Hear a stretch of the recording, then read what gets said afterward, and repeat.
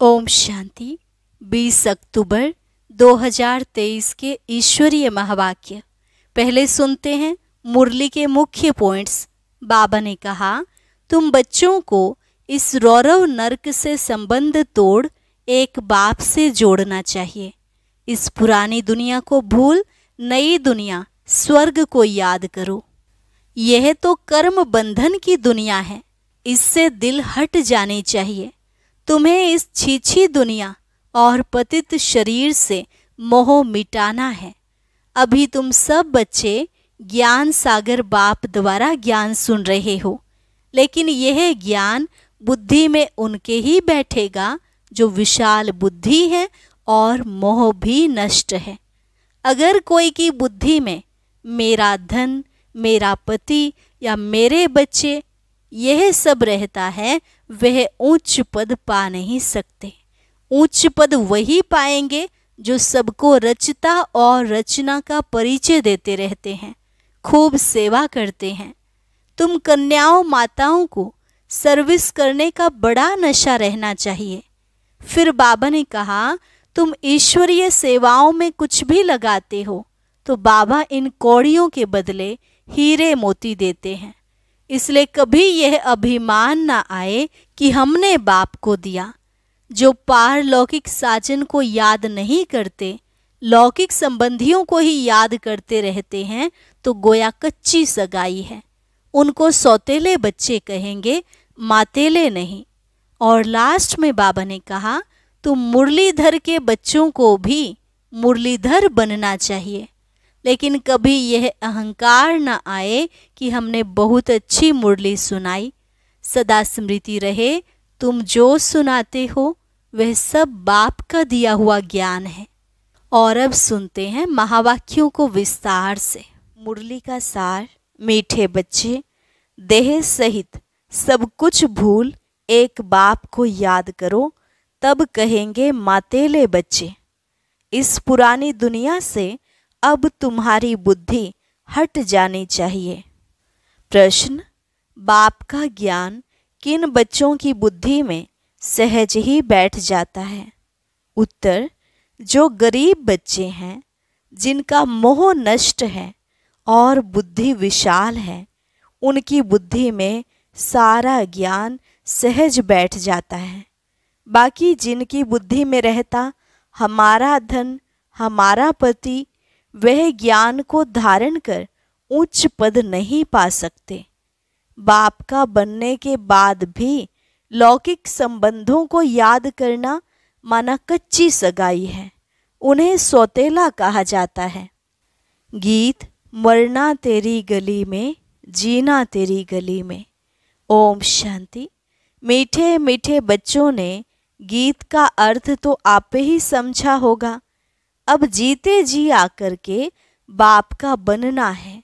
और पुरानी दुनिया जिसको रौरव नरक कहा जाता है, उनको भूलना भी है और छोड़ना भी है ही।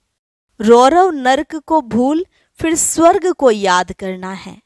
अपने को आत्मा समझ अपने बाप को याद करना है। पुरानी दुनिया से बुद्धि हट जानी चाहिए। उनके लिए पुरुषार्थ चाहिए। यह है जन्म जन्मांतर का कर्म बंधन। एक जन्म का नहीं, जन्म जन्मांतर का कर्म बंधन है।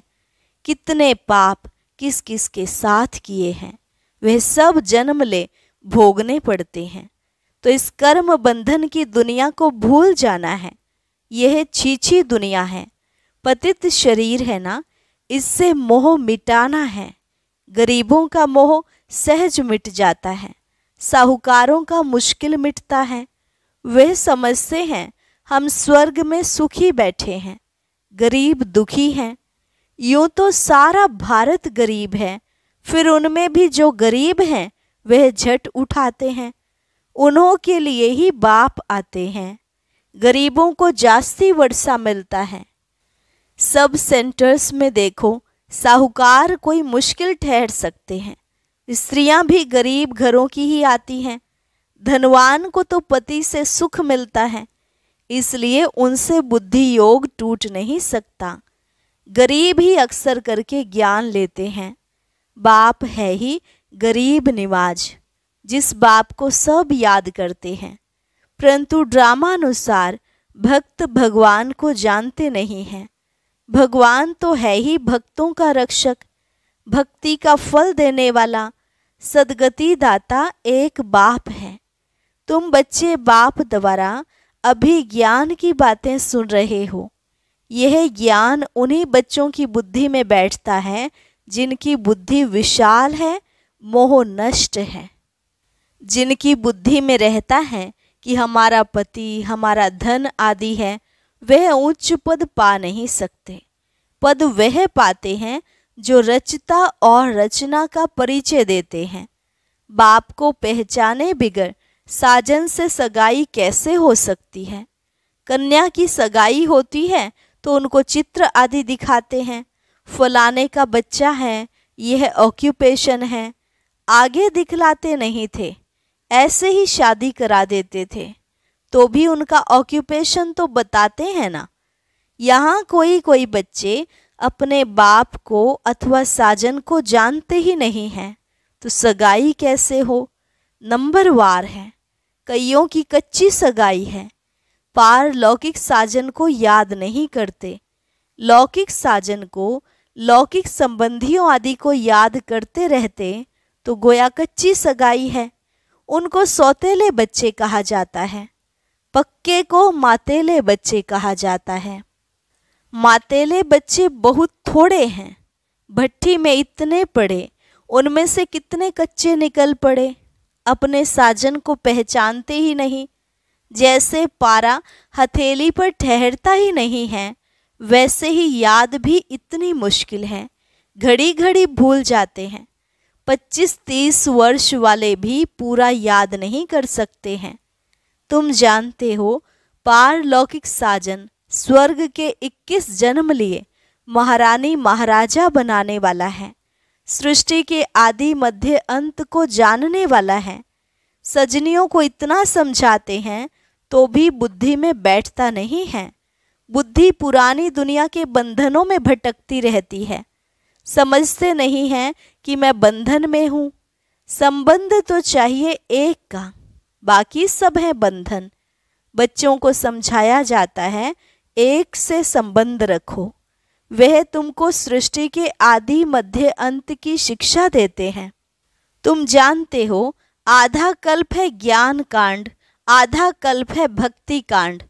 ज्ञान कांड में तो 21 जन्मों का वर्षा मिलता है।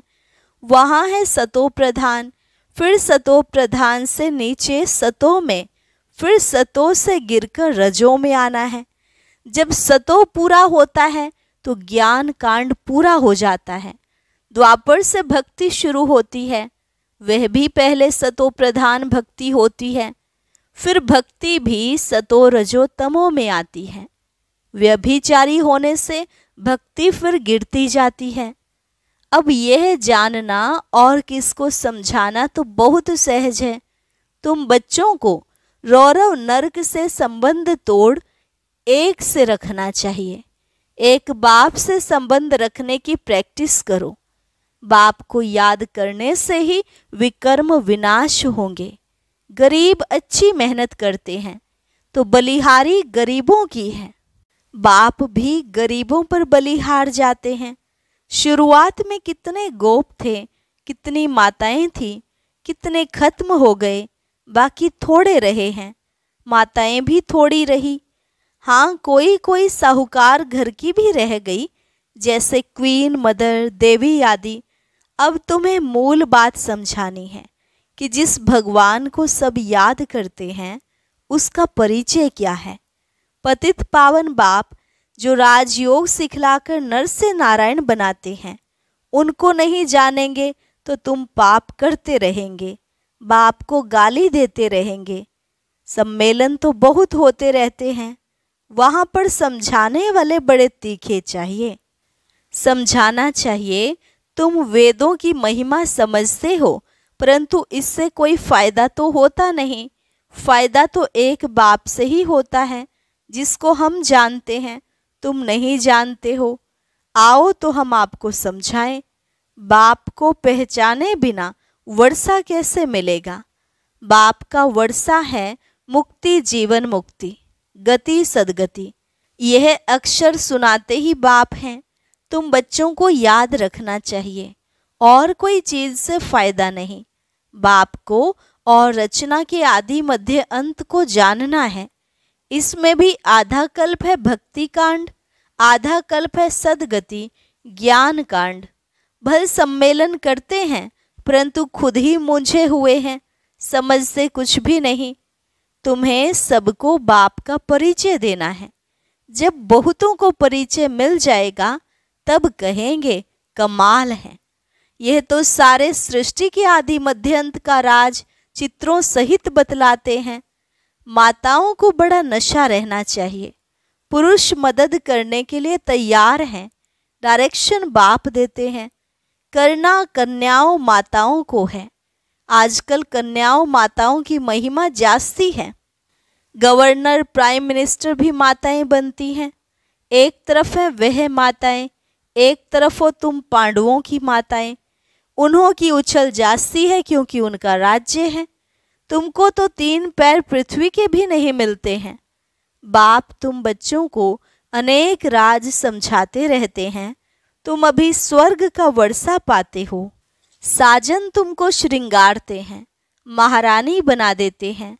ऐसे साजन से बुद्धि योग ना रखना, ये तो बड़ी भारी भूल है।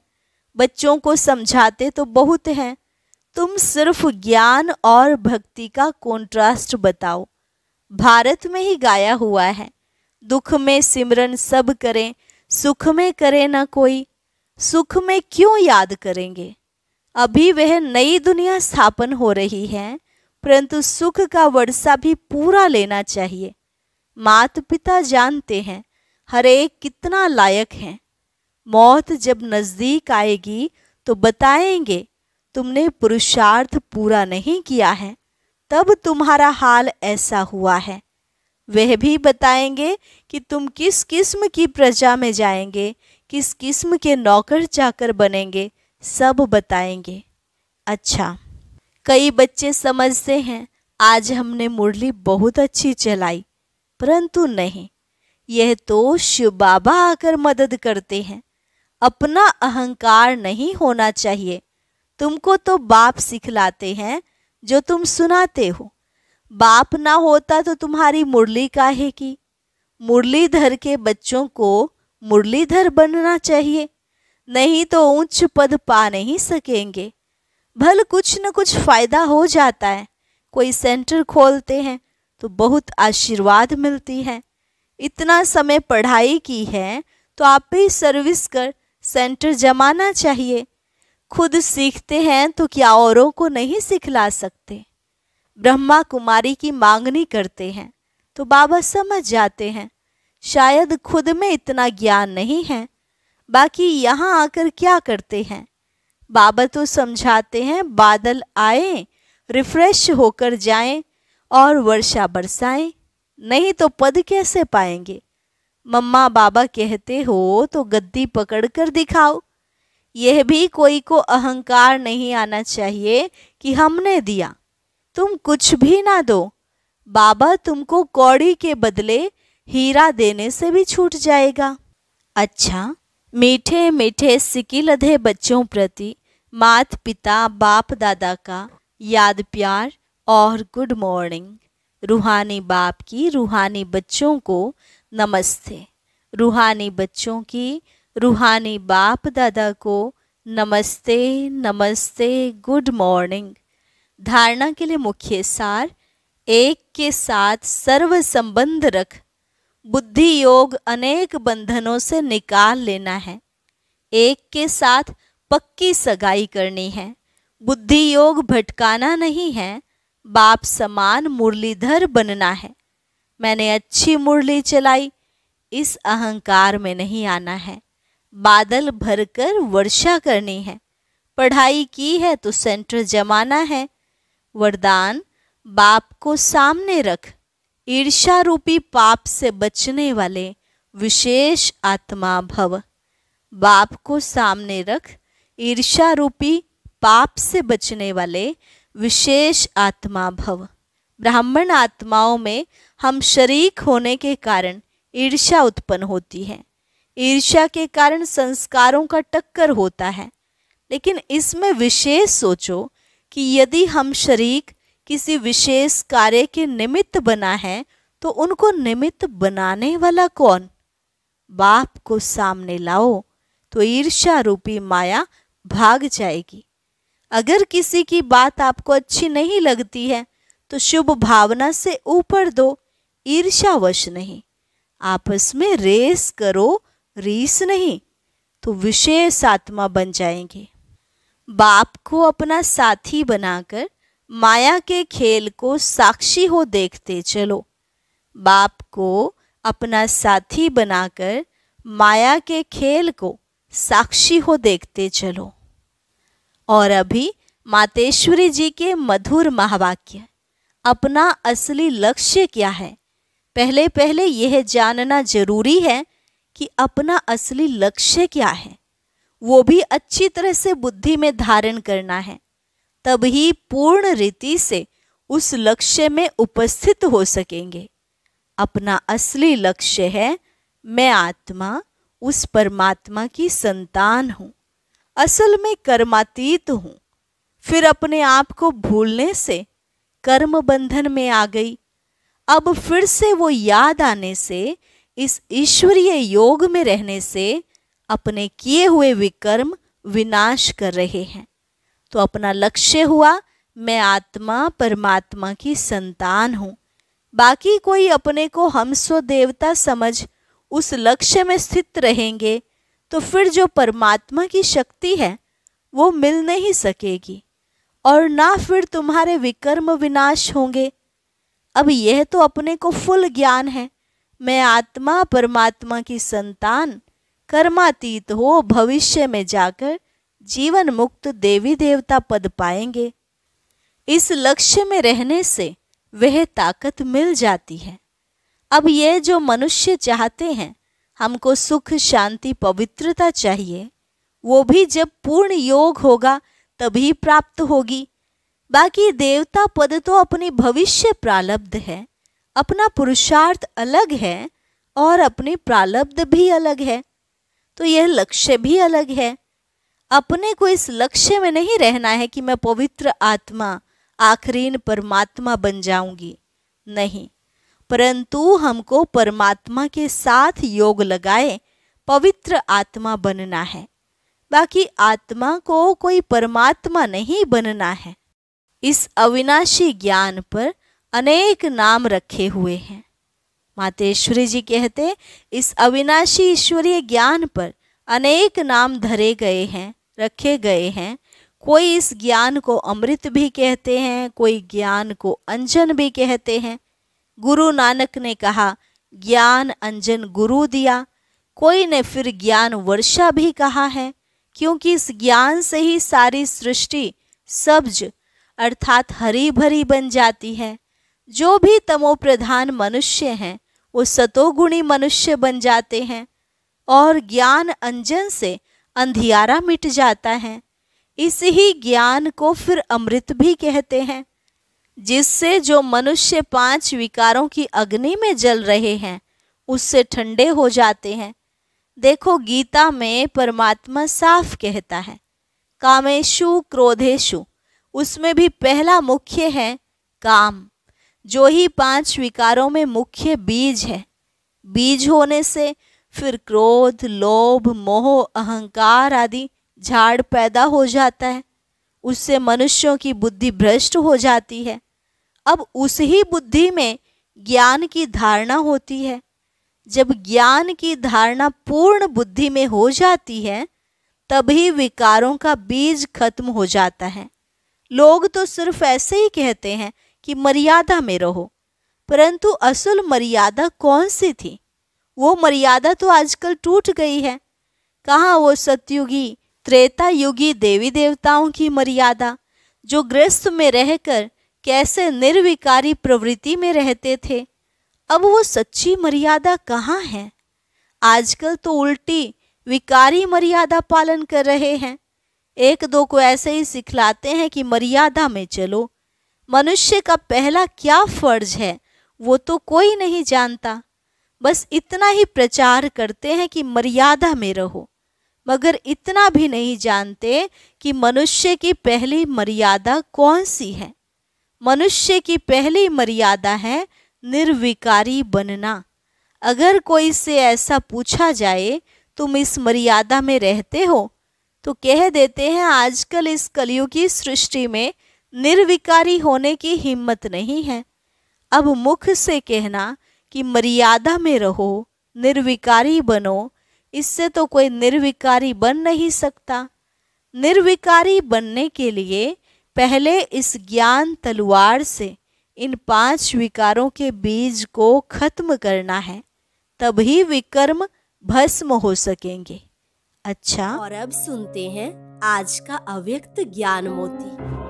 ये एक बहुत संस्कारितापूर्ण वीडियो है, जरूर देखें, कोई भी मिस ना करे।